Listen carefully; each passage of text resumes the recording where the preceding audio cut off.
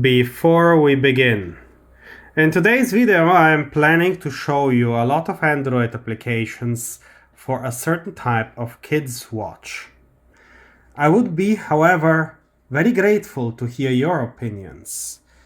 Today's video is merely the result of my own experimentation, but I'm sure that there are countless viewers out there who are way more knowledgeable, and I would be absolutely grateful for any further comments or application suggestions. Thank you. Ladies and gentlemen, thank you for joining today. This is your host Nino, inviting you to an episode in which we shall explore how to extend the capabilities of this sort of Android watches. I'm saying sort because albeit they are offered by many companies under various guises and brand names, they really substantially constitute the same device. So you're having here really two buttons, one here on the front and one on the side, and their chargers are the total giveaway. They are such magnetic 4-pole chargers that attach to the back of the device. And as you might guess by the general optics as well as by the metallic sound of their startup tune, these are running an antique version of Android, specifically, in my case, Android 4.4, but I would be surprised if the others are much different. What I find slightly entertaining is, you see, the Chinese didn't bother very much with Wear OS and this and that nonsense, but instead just simply opted for slamming something that works, clipping it a little bit, but ultimately achieving a very nicely working device. Well, this old version of Android is a blessing and a curse. The curse is evident insofar as no modern messenger will work on the app, and in a past video I venture into the theme of how to make such watches communicate, and I discuss things like KitKat and server apps and terminal programs and SSH connections and God knows what, until a friend of mine said that's all well and fine, but given that this is Android and that we can put our own programs onto it, how about finding something for kids? I was flabbergasted at that comment because he was so perfectly right and it just had not come to my mind at all.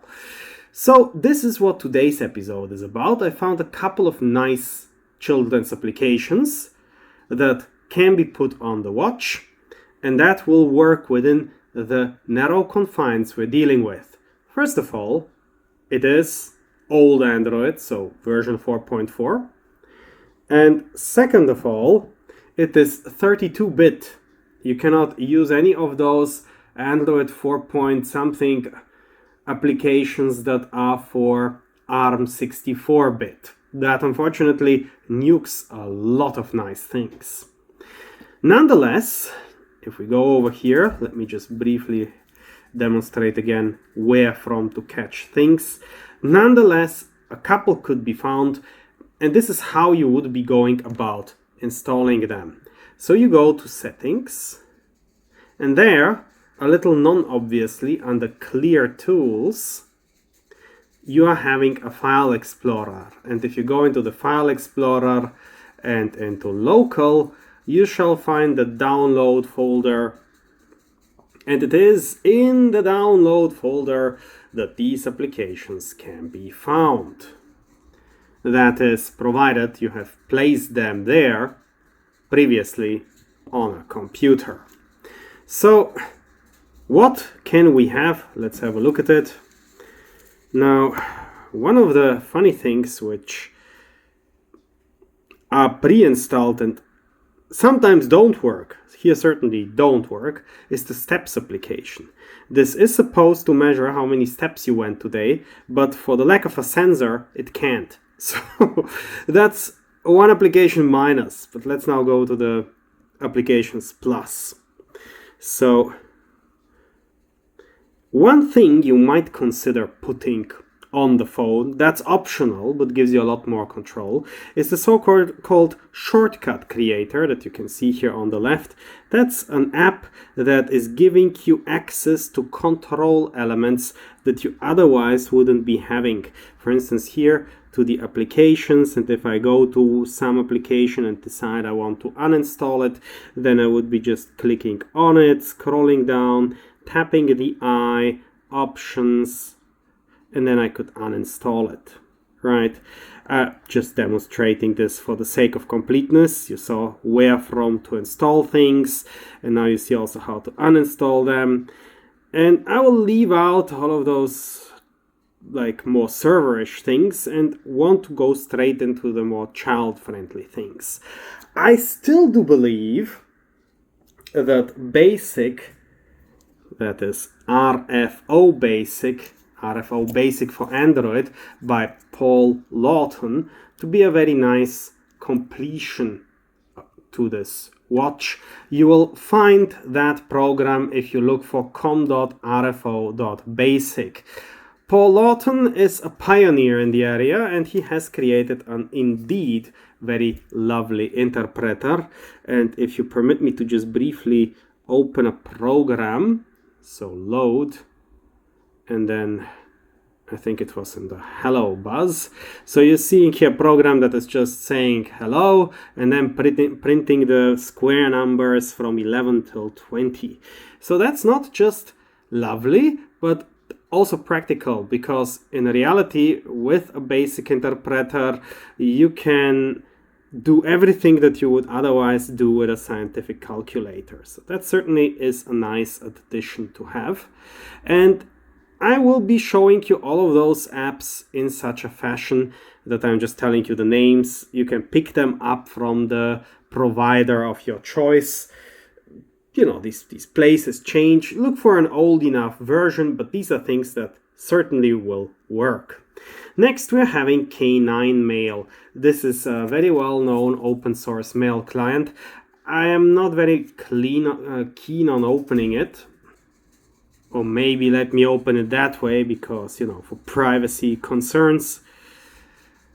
But here you have it. You can see one can really access one's emails. It is not a very comfortable typing experience, admittedly, but it works well enough for the purposes. So you can communicate with the outer world via K9 Mail, and that you will acquire if you look for com.fsck.k9. It's generally a very nice email client, whether you want to have it on the watch or not. Another interestingly lacking facility is SMS. Here I can show you hand sent SMS. So here I have been experimenting a bit with it, but as you can see it has been operational. And anyway, I am using here the well-known hand SMS program that is having the speciality that it needs no default setting as the SMS app. Some other applications demanded such a setting, but within the confines of such a watch this seems to be impossible, so you cannot use these. But com.handsend.app.nextSMS is going to give you a satisfactory result. So that is about communication with the outer world. But of course we have to pay attention also to the education of the little ones. Here I got two math games applications. The choice here is rather limited because most of those applications are assuming that you are having a way bigger screen. And as you can see, even here things are a little tight but still bearable. They are not perfect, but better than in many others. Now we can just demonstrate here addition, for instance addition by breakdown, and that you shall solve 10 tasks. Okay, and then you can choose the keyboard. You see, unfortunately the task is only half visible, but it is good enough. At least my elder daughter said that she's okay with that. The younger one was finding it clearly unaesthetic. I understand that. And you can either, you know, force one to write one's own result, but then it really becomes ridiculous. Or, which I find more practical, that you can just simply pick to choose which number that should be. If the kid grows up a little bit, it will figure out that very likely you just need to add the last two numbers and you'll have an indication. But psst, let's not tell that. For now, that will work well enough. So getting out of here, exit, yes. The other one which I have is also called Math Games, but with a different symbol and, you know, playing some melody while it runs and so on and so forth. So you see this is a little bit different. But for instance, you can play here What's the Sign. I actually liked that. So you're having some number relations and you shall figure out what exactly happens while this is going down. And you can say that should have been a division. Yeah, time's up. But you see it's a little bit crummy due to these advertisements showing up. So it's a little bit less good. On the other hand, they are all somehow like that. One can go to the settings and turn off the music, of course. I don't understand the drama for this, but okay, can I maybe just do something? Plus, okay, now with the advertisement this app has become unusable and I may have to remove it. Turning off the music and turning off all data services makes the ad disappear, so then we can actually play that. But of course you realize I find it a bit hard to recommend it. Well, that is evidently a plus. Then how is 14 at 1832? It's also a plus. Here it's multiplied and so on and so forth. You know, that way you can exercise mathematics in some playful fashion. So the first app I have shown you of these two, this one which worked better, is from godlinestudios.mathgames. So this is my first Math Games app. And the other one which demanded more patience of the user is this one, com.stepanov.mobile.mindmathtricks. I leave it to you whether you would like to even have the second one, given its propensity to show annoying advertisements. And mathematics is lovely, but of course we also want to exercise language. So I got here two word search applications, very similar in their functionality in reality. And the idea there is that you're getting a box full of letters and a box full of advertisements. And anyway, that you're then picking words from there. I don't even know how am I supposed to get rid of this. Not very helpful. I got rid of the advertisement simply by pressing the back button. So that was positive. Well, now I'm clicking play. And you can see we have already done a couple. Maybe I will just give it up, but that would be generally the idea. So you're having here something and then you are finding some words. It can also be backwards, it can also be somehow differently. Yes, I want to lose my current game, I don't mind. And for instance, here we're having boat and menu and so on. Yeah, you just go and you find a boat. And that's how you, generally speaking, are playing this. So it's entirely possible. And that's actually the, what I call it, bigger word game. That is with easier to touch interface elements. That is from com.wordloco.word challenge.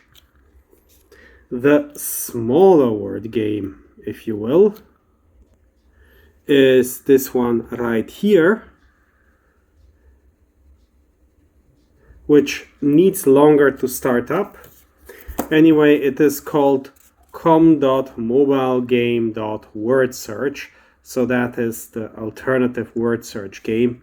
And once it decides to wake up, I will be able to demonstrate it to you.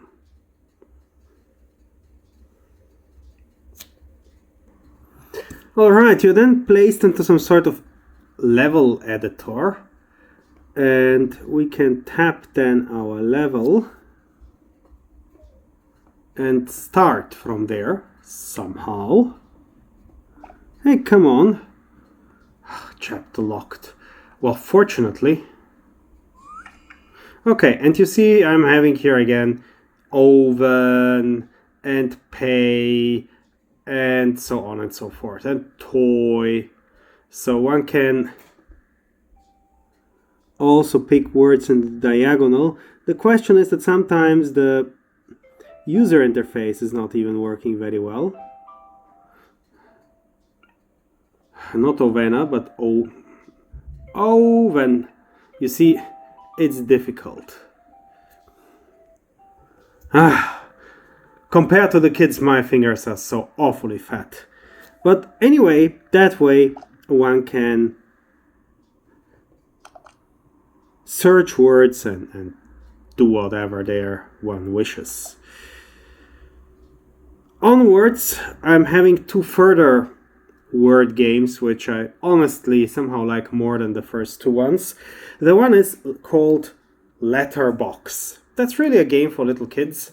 I'm having it here in a more German version, but I think that it will just choose English if given the opportunity from the language settings anyway. So that's a penguin, and because penguin you have to press a P, and that's correct, and that's an apple, and that's a zebra, and again I got a penguin, but if I now press T or something else, it will complain, a lion, so let me press B or P. You see it is giving different sounds depending on, it is English, whether you pick the correct thing. So if I press D for duck, then I'm getting again peng, T for table, and so on.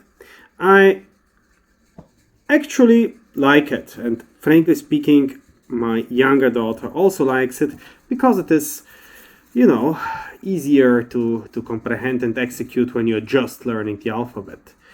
You will find that if you look for com.cryptobit.letterbox. So this thing which sounds like a espionage, Cold War drop place is in reality just some letterbox children's application. Yeah, dead drop is the word. Anyway, so it's not a dead drop, it's just a kids game. The other kids game that I'm actually rather fond of is Hangman. And that's just simply your run-of-the-mill classical Hangman game that once it starts, you can tap here the gallows in order to change the word, right? Like here I'm having a different one, and then you're, for instance, deciding that you like the length. You tap here, click the blanks, and then you're getting this weird keyboard. And for instance, you're saying E. You can only input single letters. You don't see that, but then you press enter, and then there it is. And then when you press these placeholders, we shall see, is there an E or not? I now made an interesting mistake. I gave there a capital E. Unfortunately, it works with small letters only. I got that one from fdroid. And here we're now having a small E, tapping there. Yes, indeed, the word contains an E. If I again tap here and I say, I'm giving it an X, which I don't find terribly likely, and press enter and tap here. Then there is no X, and it starts to draw the body, and so on. So that's actually a very nice, easy open source hangman game, and not causing all these issues that some others are causing in terms of advertisements. You will find that if you look for com.github.darthjoey.hangman. A very nice hangman application, and my elder daughter was all over it. Then we are progressing to something a little bit, you could say, geekier, but I do assure you kids love it, and that is the Morse code part. I will re-enter that part in a moment. For now, I just want to skip it and show you some other remaining apps just very quickly. So here we're having also SpecStream. That's just simply a spectrum analyzer. You do nothing.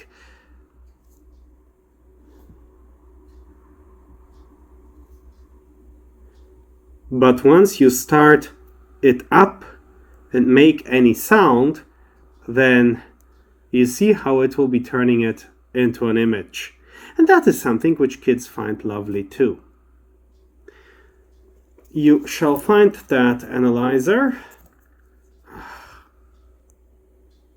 that is called SpecStream. If you look for com.hardcodedjoy.specstream. Now, next thing I would like to show you is one possible paint application. These are seriously tricky because the screen is too little to paint. User interface elements are constantly off limits.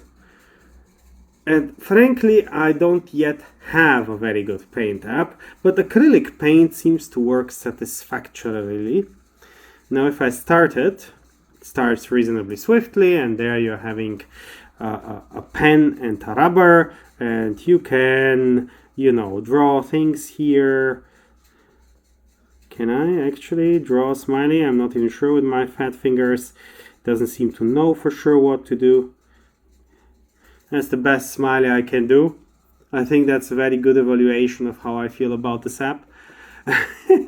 But at least it is some sort of paint app. Now the trouble is that while one would be having here normally a color circle to pick a color, as you can see, I can have any color of the rainbow as long as it is green. In, of course, allegation to Henry Ford, who, when criticized that the Model T is available only in black, allegedly said you can have it in any color as long as it is black. Goodness gracious, the back button is truly killing me. But if you look for anupam.acrylic, you will find that paint app. I did now acquire a better paint program, which is called Pocket Paint. And you are adjusting the size of the brush by long pressing it. Here, yes, so you can actually make that substantially thinner. And that you will find if you look for an application under the name of org.catrobot.paintroid, and you're looking for version 2.4.1. Now, the other thing I got, because frankly that is so very, very frustrating, is a coloring app where you're not yourself drawing anything, but instead you just get something to color. You can choose something else if you don't like the helicopter. You can have the scene with the rockets and so on, and you could say, yeah, you're coloring something, and whatever you tap in some fashion will be colored that way. So this is very, very easy, and perhaps even, better in order to be less frustrating to children, which after all are supposed to enjoy using it. The coloring application you will find if you look for org.androidsoft.coloring, and that I think is going to be something that kids will be fond of. Now, a couple of stranger but lovely apps are the dice applications. So in case you would like to use your watch to simulate the throw of a die, then you can use, for instance, this app where from the menu we actually have to select dice.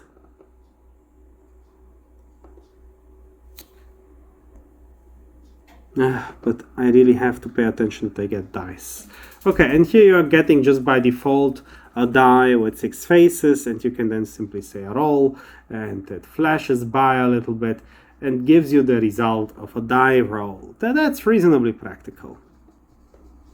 Now, the other dice throwing application is a little cuter, but does not manage to show the entire die. You can pick, however, which one you would like to have. So you can say remove and add simply some die. I can pick one with, let's say, 10 faces, and then I can roll it, and I get 1 and 10 and 2. And you can throw several dice, which is why it is saying adds 2. Because if you were to throw several, it will just simply add up their faces. You can throw also several heterogeneously, in other words, not only from the same type. And that gives us almost the end to our adventure, but let me first tell you where to get your dice applications from. So the first one, the simpler one, is called com.rfo.basic, and the other one, the flashier one, but whose die is not shown entirely, you get from net.pthe.easydice. And that brings us here really to the ROT13 encryptor and the weather app. ROT13, I'm sure many of you will be acquainted with it, is based on the idea that the alphabet is having 26 Latin letters. And so if you put in something, and for instance, I'm putting here GHI, then this will be shifted by 13 letters and will give TUV. Right. If you get the encrypted text and say TUV, then shifting it back forward by 13 letters, you are simply cycling back to the beginning of the alphabet. In other words, the encryption algorithm is also the decryption algorithm. Of course, that's laughably easy to crack, and it's not really any form of reliable encryption, but it is a lovely toy, and it was already declared that this is great to have. You are getting the ROT13 encoder if you look for de.cieren.rot13. And finally, yes, there is a weather app. It takes a little bit of time to start up, and in this moment I can show you that you can get that from com.weather.forecast.weather channel, and that's your weather app. And as it has started up, you can see now, okay, date is American, but I'm sure that one can live with it or change it. And it shows you everything, and it was already accepted by the kids with great joy, because now they know how cold will it be outside, will it be overcast, will it be sunny, and so on and so forth. That's lovely to have. And now let's get to the perhaps more adventurous part. The more adventurous part, of course, concerns the possibility to send and receive Morse code. Unfortunately, I did not find some of my favorite applications which are able to do that, and able to do that at once, but I found applications that are able to, either decode or encode, which is sort of good enough. So if I turn on the decoder, and it's just listening right now to nonsense and then just spouting out random letters, and I trigger also the encoder, then I should be able to make this watch transmit some text to that one. So I'm going here for the Morse code converter, tapping on it. I'm saying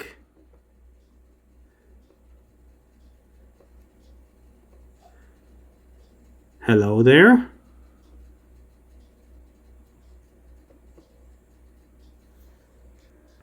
So there we go. Hello there, my dear viewers. And already once you tap this back button, you get the Morse code transliteration into dots and dashes. But if you scroll down further, you reach play, and I shall now tap this.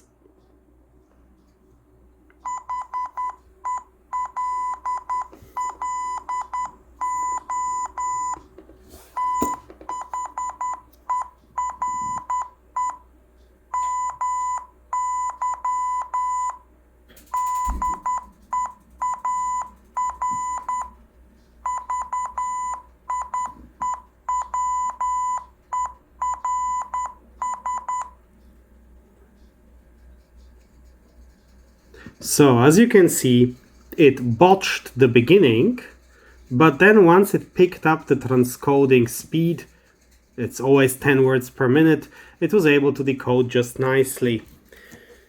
My daughter did feel like James Bond with this opportunity, so I certainly advise you, for a somewhat bigger kid, this is gonna be a lot of fun. The beeper app from the right side here is morsecode.org.com.morse, and the reader, like that part, is org.jfedor.morsecode. And finally, there is one application left that's really not exactly what you would call kid-friendly, but we're talking of endflmsg. I'm not actually kidding. This is how it is written. com.endflmsg. That's an Android port of FLDigi, which is an application for digital audio transmission. And here it is truly like the watch of the people from the future. Unfortunately, this is, as I mentioned, not exactly a toy for little kids. It is a serious ham radio operator application. And here, when you switch over, you can have the receiving screen. And here on this greeting one, you can send text. If you go on this other screen, like on the next screen, you can select what transmission mode you would like to have. I have picked Olivia 4500. There are various modes here. There are various PSK modes and so on and so forth. So you see that. Let me return now to Olivia.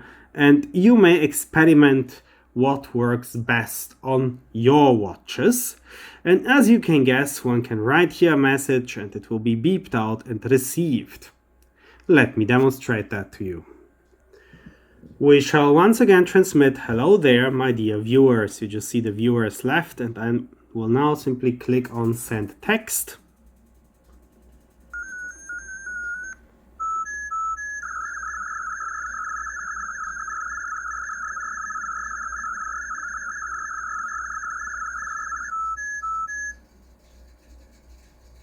Awesome, right? So yeah, it has a bit of a propensity to eat the first letter or two, but by and large, that's an amazing application which works even better than the Morse thing and offers a lot of variety, a lot of transmission and receive modes, and is really wonderfully entertaining, provided that the kid is large enough, or that you, of course, be a nice parent and help. And with that, ladies and gentlemen, I have hopefully presented you with some satisfactory ideas as to what you might do should such watches fall into your hand, and how you might please little lovely ones. I hope to greet you here soon again for further adventures, and if not yet a member of our friendly community, please consider subscribing. Until we meet again, I wish you a wonderful time, thank you for watching, and from me, goodbye.